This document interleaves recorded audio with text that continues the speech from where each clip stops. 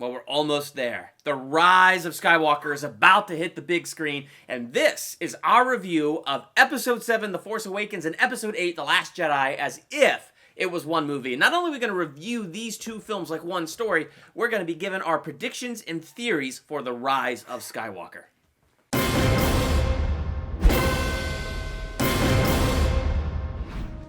Still looking to the horizon. Here. The need in front of your nose. Welcome to Durbania. I'm Durbin. I'm Kingsley. Welcome to probably what will be our most controversial video as we dive into the sequel trilogy. I mean, we only got two to review right now because the third one's finally, the conclusion is about to come out. And it's not a conclusion to this trilogy. It's a conclusion to all 9 movies. All 9 movies. So I'm looking forward to how are they going to close this thing out, and we'll dive into some of our theories about that.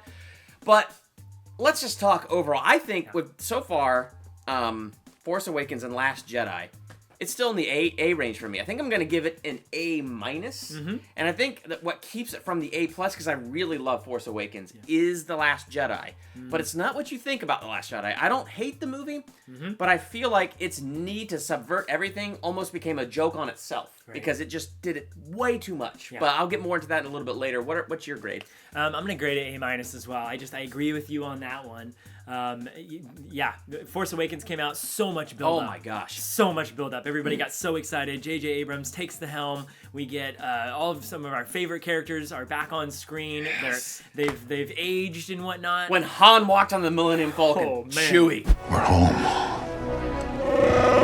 It didn't matter that it was in the trailer and I saw it 60,000 times before I saw it on the big screen. I still got the chills on the big screen. It was so great. I remember seeing it on opening night. It was just electric. It was like static. People were so excited to see these new characters. Just seeing like remnants of different ships from the old trilogies and stuff like that. Seeing them in the background with this new character, Rey, speeding on her speeder. Just this new characters coming into play. I got really excited. I really liked Force Awakens. I don't know what your theater did when the camera panned over and we saw the Millennium Falcon for the first time. My theater all but did a standing ovation. Oh, nice. My theater lost their minds when we saw the Millennium Falcon for the first time in this new and I lost my mind too. It was just awesome. So I'm going to dive in a little bit of episode 7 right here because one of the things I think people critique about it is it was too much of A New Hope. And I see that. I mean, come on, they build another Death Star. We could call it a Star Killer or whatever, but the concept is there. It is another Death Star, and it seemed to follow a lot of the A New Hope beats.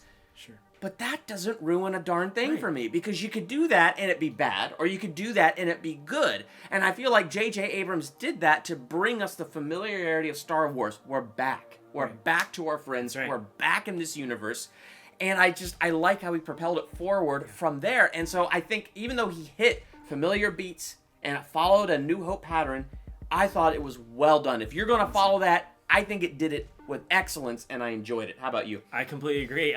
What a pattern to follow. Yes. Right? That's not a bad thing that he did that. No. I don't think it was a lot like the other one. I mean, there were plenty of like story points that were like, oh, okay, they kind of did that in A New Hope and stuff like that. But they showed you in Force Awakens, the Force Awakening, right? They showed you new characters. We get Finn, who's this stormtrooper, right? Who he defects, he gets out, he doesn't like it, and you can see the humanity behind these helmets. It's also cool because in the prequel trilogy, we get the whole reason why it's a clone army, so that they're subservient. Like, the original thought and will is kind of like breeded out of them, and they're kind of just impressionable and subservient. That's why they follow the Jedi, then they follow the dark side. This time, it's people.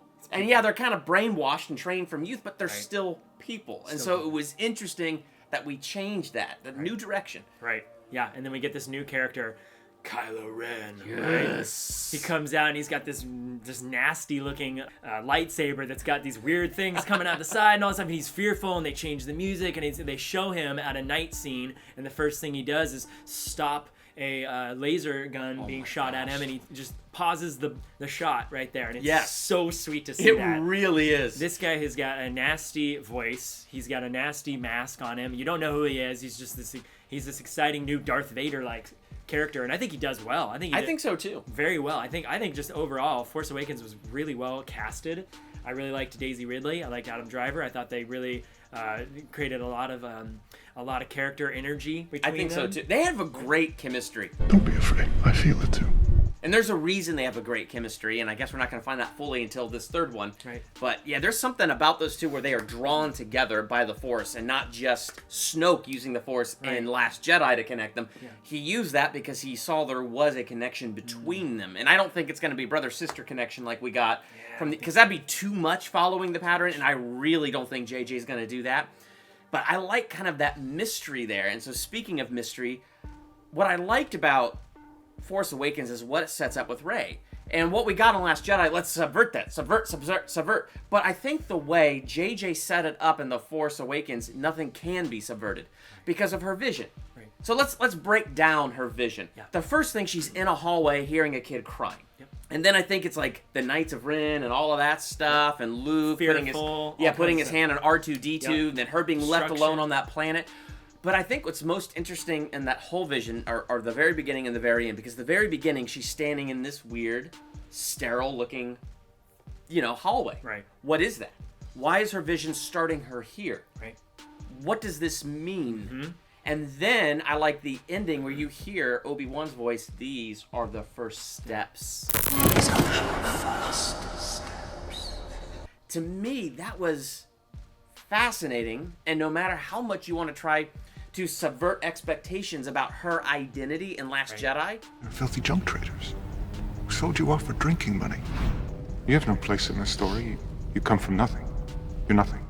I don't think you can, because that vision she had in Force Awakens sets up something greater. Even if whoever her parents were sold her for drinking money, there's still something else mysterious about her. Yeah, absolutely. And to reverse it just a tiny bit, the way she has this vision is she's led when she goes to Maz Kanata's drinking cantina or whatever. She goes down in the dungeon. Something's calling to her, right? This mystery. The Force is kind of calling to her, and she doesn't really know what it is. She's intrigued. She goes down, and what basically makes this vision happen, what activates it, she sees a lightsaber, and as she goes to touch it, she falls down and has this vision. Yeah. Most of it's pretty fearful. Chris explained that, but what ignited this vision, which we get is the first steps from Obi-Wan, right? Yes. Is her coming to this lightsaber, and when then Maz comes to her and says, this lightsaber calls to you. It calls to you? It's Luke's lightsaber, it was then Anakin's before his, right?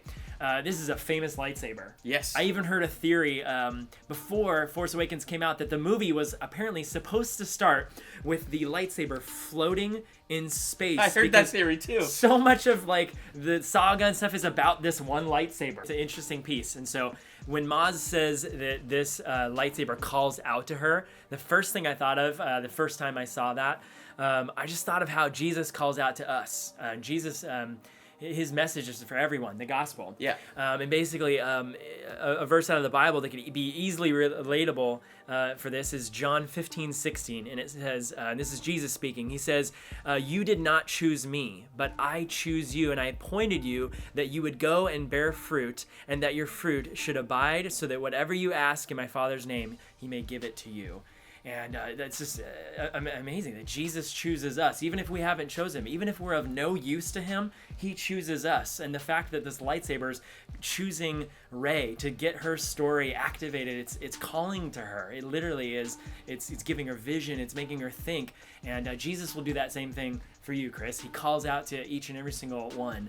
It's just, are we listening, right? Yep. So perk up your ears. Jesus is calling you. It's kind of like the same scene from The Silver Chair in Chronicles of Narnia, where Jill Pole is just saying the name of Aslan because Eustace is saying, say his name, and maybe they'll, let us into that world. She gets into the world, runs into Aslan, she goes, I just kept saying that name until I got here. And he goes, oh, no. You would not have been calling out to me unless I had first been calling out to you. That's a good one. And so, when you were saying that, that's what I was thinking of. And it's interesting because, you get this call on the Force. Her background and all that stuff didn't matter. Right. She is being called. And that thing that inside of her that she talked about in The Last Jedi is waking up in this movie. And so it adds to the mystery because a lot of people complain that she has such knowledge of the Force, such knowledge in how to fight. And I go, what's the problem with that? Because what this does is it deepens the mystery because she is more in touch with the Force than what we saw Anakin in the prequels. She is more in touch with the Force than what we saw Luke in the originals. She's powerful. And it's like, who is she that she has such a double portion? Right. Who is she that she has such a calling? I mean, when you have Kylo fighting her at the end, he goes, "You need a teacher!" And then she, you know, the Force, and she closes her eyes and breathes and focuses. And then slices his face and beats the tar out of him. It's like this moment where somehow she naturally can connect to the Force, and so her movements flowed from that connection. And to me, it deepens the mystery. Right. So no matter how Rian Johnson decided to subvert all of our expectations about this in The Last Jedi, it's not subverted to me because of the setup of The Force Awakens. Right. There is something different about Rey. Mm-hmm. And I'm excited to get into this conclusion just to know, what is it about Rey? Right. What is this connection? It's so incredible. I know. And one of my favorite scenes is when, I'm kind of switching gears here, when Kylo Ren takes off his helmet for the first time and you just see this punk whiny kid underneath. Like, a couple people in my theater, you could hear the disappointment when it was just Adam Driver. To me, that added to it. Because Anakin was so whiny, and Luke started so whiny. And so what we're seeing is this whiny little kid who is so desperate to be like his grandpa. He's not even thinking about who his grandpa was. He says to the helmet, "I will finish what you have started." Forgetting he repented. He turned around and he was redeemed. So he was definitely only talking to the dark side. Wow. Like, I will finish what the dark side version of you started. But it's interesting because the fact that that's what he wants to emulate says something about him. So it's to me, it's fascinating. That was good. Yeah, I really like how you pulled that out of that one and whatnot. Did he miss the whole part about how Darth Vader became Anakin again and like eradicated and redemption? Like, he's looking at this helmet like, oh, he's just like evil Sith that he wants to emulate and be just like his grandfather. It's in his blood, right? And so we start to get this first hint of like, okay, Kylo Ren is probably either a Skywalker or he is a something. Yeah. We find out that he is a Solo, right? Which is a Skywalker. He's got Leia's blood, so he has the Force inside of him, and he's got the manliness of Solo, right? So he's got that double-sided, and it's really sad when we lose the character of Han Solo. I think everybody in my theater, when I saw it, honestly, I looked around, and some people were tearing up. I mean, there's this heartbreak inside you when he's killed by his son.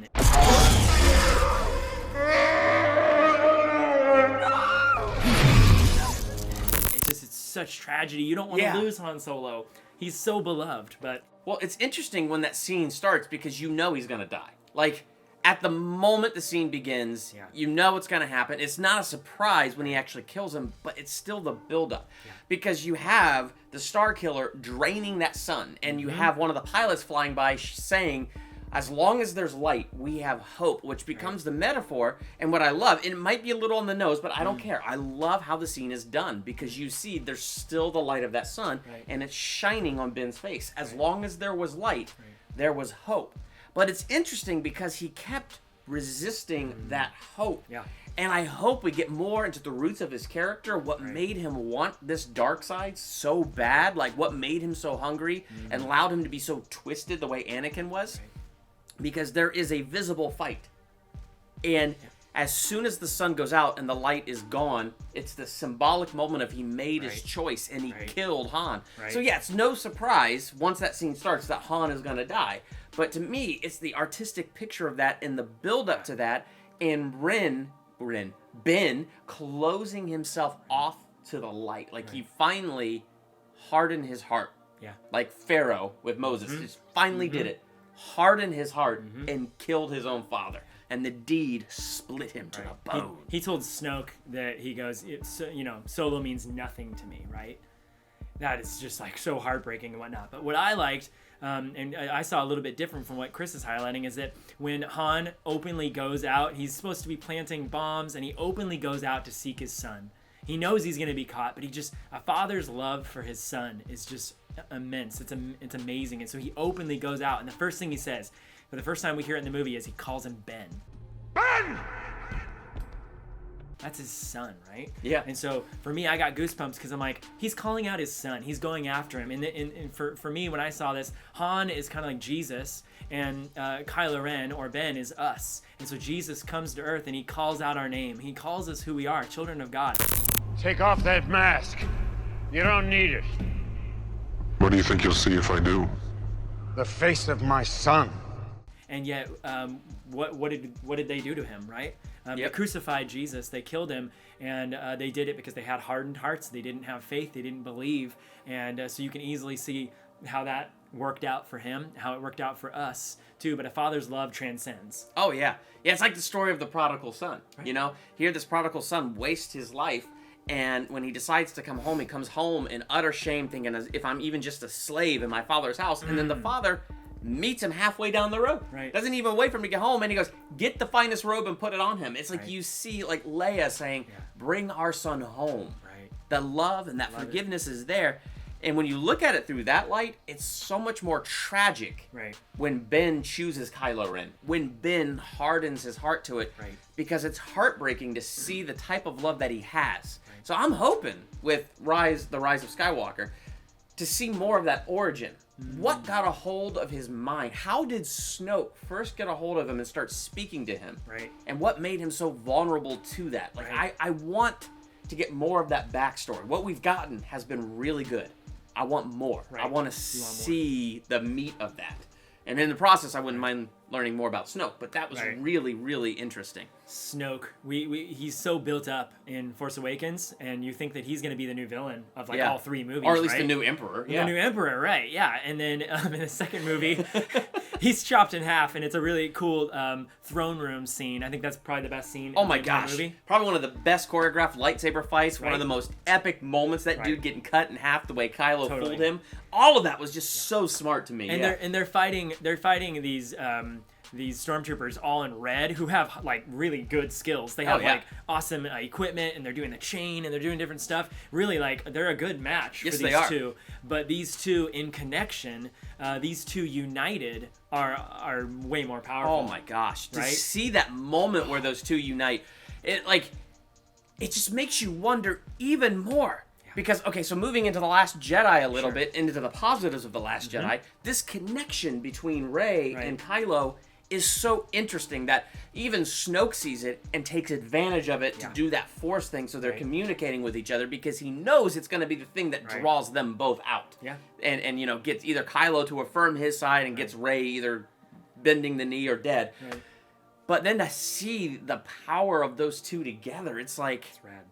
There's something central to this relationship. There's something core to who they are. And I go back to Rey's vision in episode 7, when she's crying when her parents are flying away and she's waiting for somebody. And I just go, was she there? Was she present and learning from Luke? Was she a child, an apprentice? Right. And when Kylo became Kylo and the Knights of Ren came, did they recognize power in her? And they had to use the Force to suppress her memories to protect her, and then hide her somewhere. Like, I keep thinking there's other things that will get rid of that theory, but the more I keep getting into this, I'm like, no, there's something strange about her. There's something strange about her knowledge with the Force, her relationship to Ben, and something I caught rewatching these. In episode 7, you have Kylo, and they fail to get the droid. They fail to get the information back, and that makes Kylo mad, and he throws his hissy fit. But here was something interesting. The two were accompanied by a girl.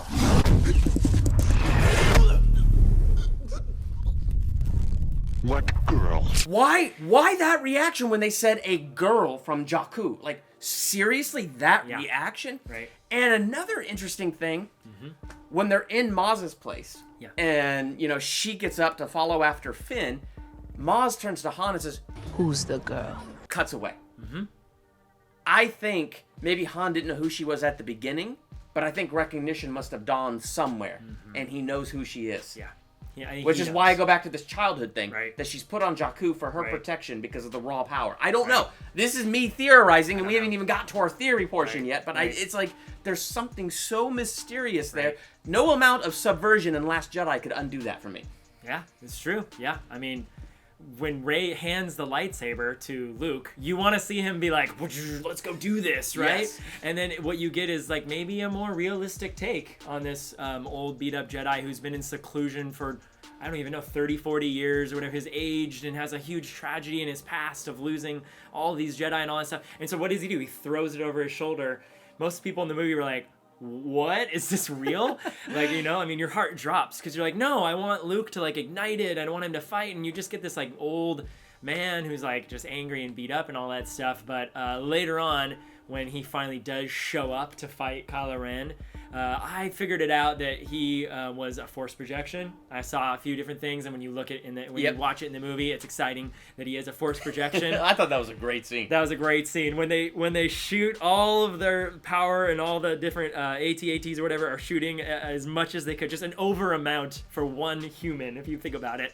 And then you see Luke, and the dust clears, and he just goes. Right? He just dusts off his shoulders. I was like, oh, he is the man. He is the man. Luke is so powerful. He does all these slides and just really, really cool things and stuff like that. And Kylo is just so angry because he's so consumed by the dark side. I don't know why his eyes aren't yellow at that point, but he's just so angry and he's still trying to fight. But I believe there's still good in him, and so does the character Rey. And she does try and, they do try and join forces a little bit, but not in the way that Rey sees as the good way. Yeah. So there's this big fight of grabbing this lightsaber, and you see it ripped apart, and then that's when the two characters split. And Rey goes to help her friends. She chooses the good path, right? Yep. To go help her friends, and then I don't know. Kylo goes off to go thwart his power over Hux, which is just ridiculous. Yep. And whatnot. But yeah, interesting connections there. What's interesting to me is, like, everybody got upset with Luke, including Mark Hamill. Like, Mark Hamill went to Rian Johnson and said, the fans won't like this. But I've said my piece. You're the director. I'll do what you say. But he was not happy, and he's been kind of public about the fact that he's not happy with the direction of Luke. But personally, I look at it and I go, no. He is following the legacy and pattern of the Jedi. I mean, Yoda is fighting the Emperor, and the fight wasn't even half done. And Yoda just kind of quits and leaves and goes, I must go away now. It's like, no, you're not done.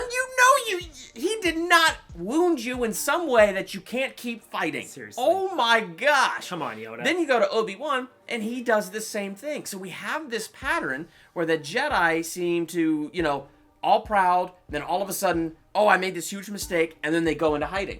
Like, it seems to be this consistent pattern, and Luke follows that pattern. It reminds me, so you have Abraham, he goes to Egypt with his wife Sarah, and he goes, hey, you're really pretty, and if they find out I'm your husband, they'll kill me to get you, so please lie and say I'm your brother. And, God doesn't like the lie. He goes, why can't you just have faith in me while you're going through this? Right. And so Abraham seems to learn a lesson, and yet his son Isaac does the same thing later. And so they go somewhere, and he's like, hey, wife, say that I'm your brother so they won't kill me just to get you. Right. And we see this with Luke. And even Luke had this one moment, and I got to think it was a PTSD moment when he sensed the dark side in his nephew.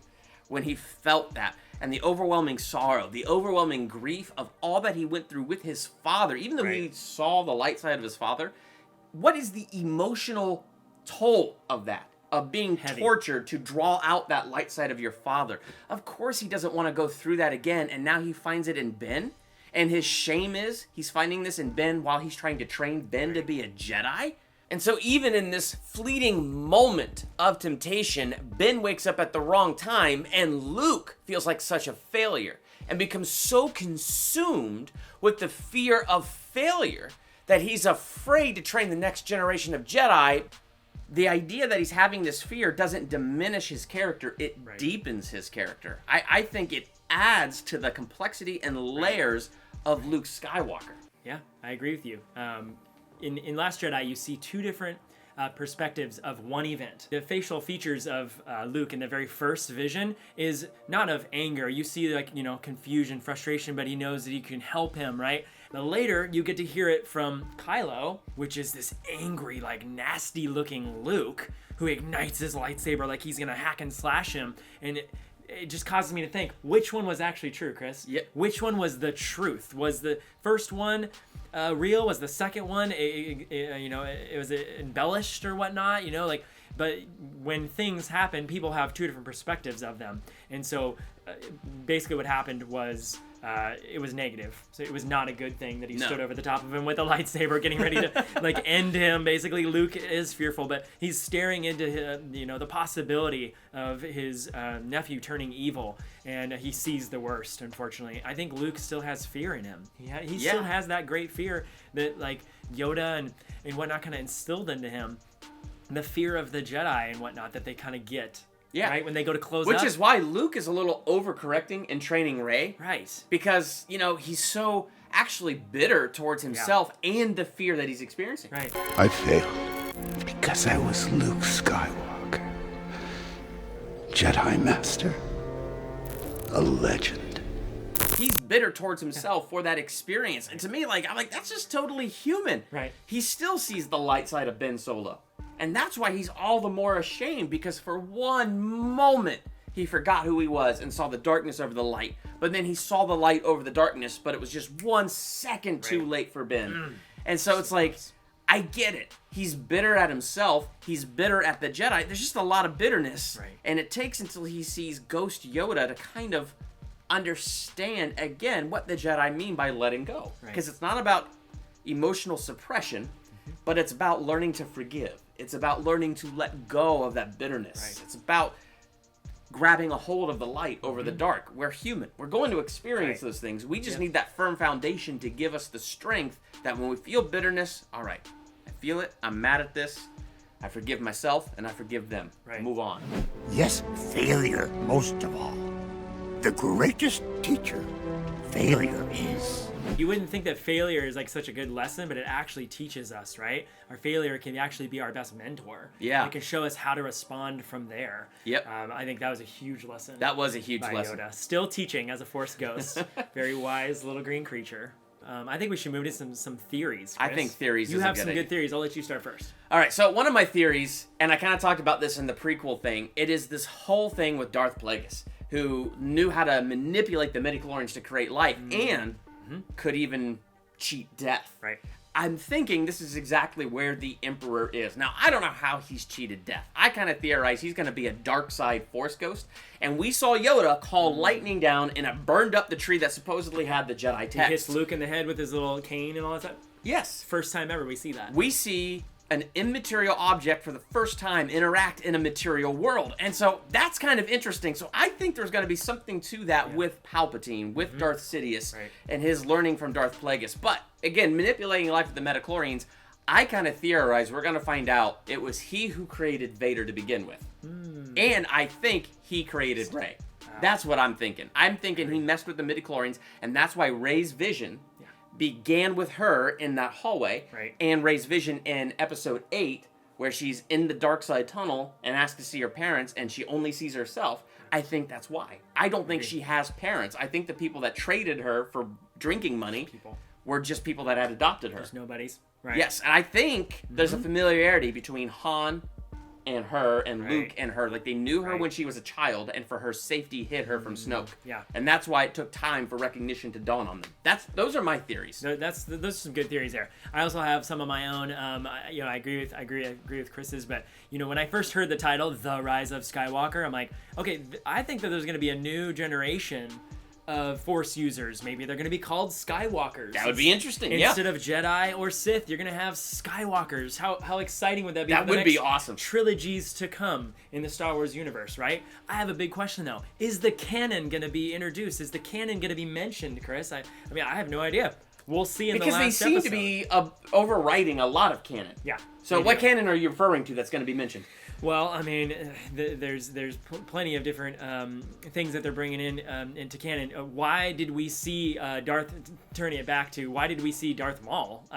Didn't he die? In Solo, yes. In Solo, didn't he die? And in the canon, he lives, they reattach him, and he actually grows to be even stronger, but he's reattached. So wait, is the Star Wars movies the Disney movies, are they using canon or are they not using canon? Yeah. For example, in the canon, Luke Skywalker has a wife. Are we going to get introduced to his possible wife? Yeah. Who knows? I don't know. They are they going to introduce it in episode 9? There's no way to know unless when it comes out, we can kind of judge and see that and whatnot. But another theory that I had is that not only is Rey possibly a clone, but she creates and titles her last name Skywalker. Ooh. I think she has such deep connection. I mean, her hugs with Leia, her respect for Luke, and just all the Skywalkers, and trying to turn Ben back. She's such a good character. She's such a lovable character. She has that heart that Luke develops in Return of the Jedi and whatnot. I think she's gonna walk it out, and her new identity is gonna be Rey Skywalker, and I hope that fans are excited with that. I'm excited to see that. Yeah, kind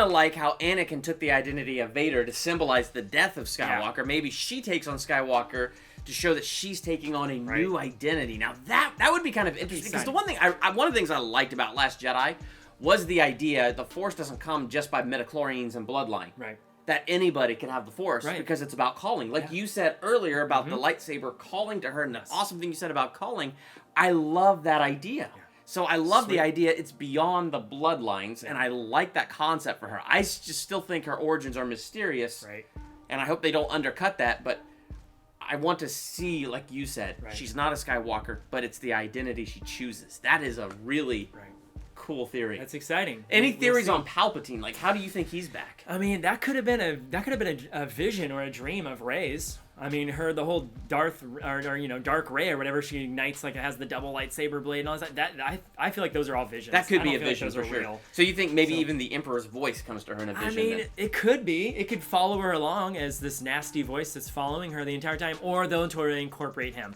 I saw a quick interview with J.J. Abrams, and he said that I have to wrap up 9 movies in one standalone movie. Yeah. And he goes, in order to do that, I have to bring back some things from the old movie, and so I think he chose Emperor Palpatine for a reason. Yes. I think that he's going to be very strategic in this movie. Whether he's a ghost, how much screen time he has, or whether he's the entire movie, who knows? Yeah. I think he's going to be very strategic, and I think he's going to mess some things up. He says some intense lines in the trailer that I'm sure Chris has already gone over in his past video. You're coming together. Your uniting will be your undoing. That is a really good line in that trailer.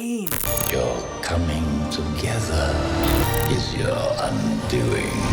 There's a lot of interesting things in The Last Jedi to propel this story forward and to lead us into what is hopefully going to be an amazing conclusion to the Rise of Skywalker. So, I'm giving the sequel trilogy thus far an A-, subject to change with how it concludes. How about you? I agree. I'm going to say A-, subject to change as well. It could go up, because if it gets wrapped up, Rise of Skywalker is blows our minds, and I really hope it does, and just go into it with, I say, high expectations, Chris. I'm going in with high expectations. Me too. Yes. I want to be entertained. It's the longest I want to be entertained. I'm excited about it, and I I cannot wait to see how J.J. Abrams, his return to the franchise, brings it to a close. It's going to be exciting. Yes. Don't miss it. Don't miss it. It's going to be a Christmas present, right? It is a Christmas present. So I good. love that this is coming out at Christmas time. So good.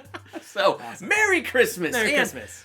what do you think is going to happen in Rise of Skywalker? And if somehow you know from spoilers, do not put that in the comments at all. This is a spoiler-free environment, so what are your theories going on into the Rise of Skywalker? Are you excited for it? Let's talk in the comments. While you're there, hit that subscribe button to become a Durbanian, and hit the bell by the subscribe button so you're notified for my next movie review, theological analysis, ranking video, or anything else I do here. I'm Durbin.